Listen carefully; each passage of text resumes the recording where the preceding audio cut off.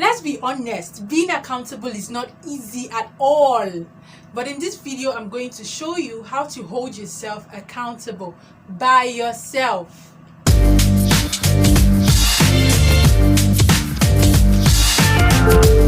My name is Onyinye Uba, the host of the Repositioning Podcast.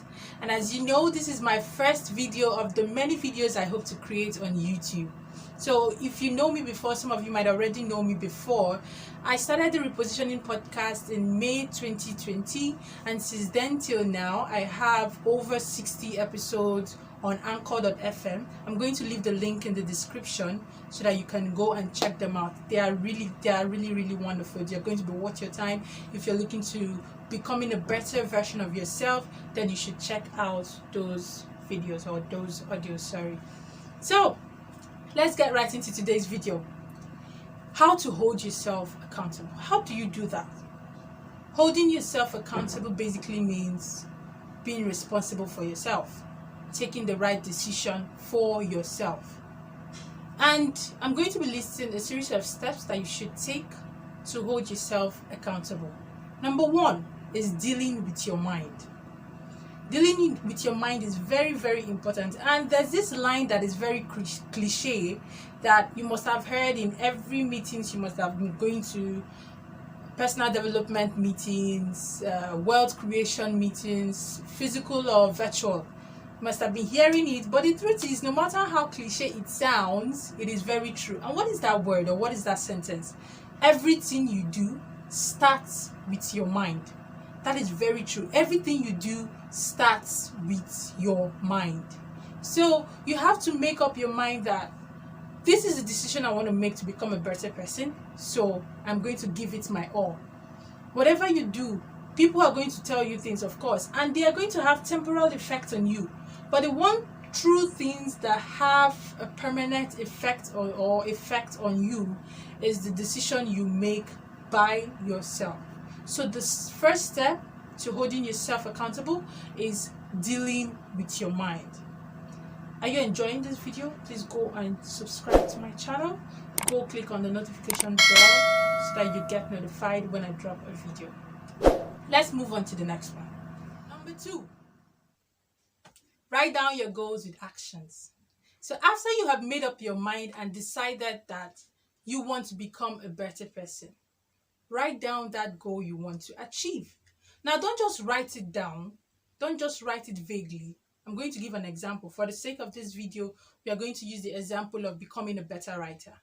So let's say my goal is to become a better writer, and I'm going to write it on paper that my goal is to become a better writer. What do I do to make this goal work? I'm going to include steps that I'm going to take to make sure that this goal is a reality, which will include reading articles, researching a lot, and actually putting pen on paper, which is writing daily, to ensure that every day of my life is bringing me closer to the goal of becoming a great writer. So that's it about number two. Number three will be setting a timeline. Now I'm going to write that I'm going to read. But you know how things get with people. So you want to read, but there are distractions. There are chores to do. There's your colleague who is disturbing. There's actual work to do, which is not, let's say your writing work is not your main job. You want it to be like a side hustle. So there is the actual work that is making you money to do. At that moment, it seems like a distraction. But you have to set a timeline for these things.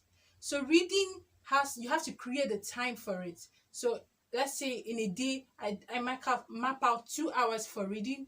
I'm going to use at least an hour to write things down. No matter how rough it might be, it's just a draft. That's a start.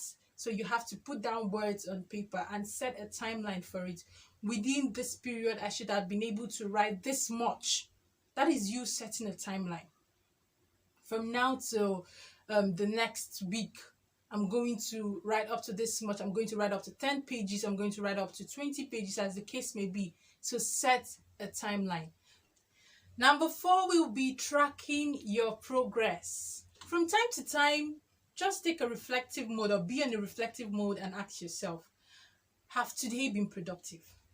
Have I spent time on the tasks that I'm supposed to be doing to help me or bring me closer to my goal? These are the questions you should be asking yourself to track your progress. Go through what you've written in the past 2 weeks, in the past 1 week, and check what you're writing now. Is there an improvement? Is there growth in your grammar, in your sentences, structuring your sentences? Is there a difference that you're growing from who you used to be and who you are currently? Tracking your progress is very, very important. And finally, number 5, reward yourself. Now, when I say reward yourself, I don't mean spending a lot of money on extravagant things and all of that, but I simply mean taking a time out for yourself. It could be that you just decide, okay, if usually you spend only 1 hour on leisure or doing social media, then rewarding yourself would mean maybe like an extra hour for leisure, an extra hour scrolling through social media, an extra hour of Netflix. It could be that. So an extra hour of just relaxing, that could be a way of rewarding yourself.